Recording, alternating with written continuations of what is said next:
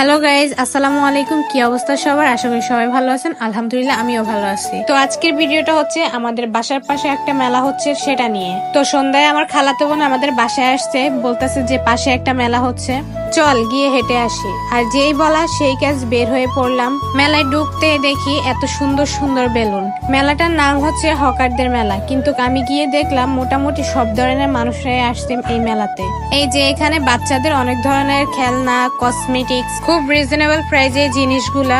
এদিকে ঘুরতে দেখলাম ফিরনি, এই যে এগুলো হচ্ছে গজ কাপড়, আর এই পাশে হচ্ছে টু পিস। এগুলো খুব রিজনেবল প্রাইসে পাওয়া যায়। এদিকে আসার পর আমার একটা জুতা পছন্দ হয়, যেহেতু এখন শীতকাল, বাসায় খালি পায়ে হাঁটা যায় না। তো পছন্দ হয়ে লাভ কি, আমার যে পায়ে জুতাটা হয় না। অনেকক্ষণ ধরে একটার পরে একটা ট্রায়াল দিতেইছিলাম, বাট লাভের বেলা কিছুই হলো না। তারপর আর কি খুবই হতাশা নিয়ে মেলা থেকে বের হয়ে যাচ্ছি। পর ওদেরকে জিজ্ঞেস করলাম যে তোরা কি খাবে, ওরা বলছে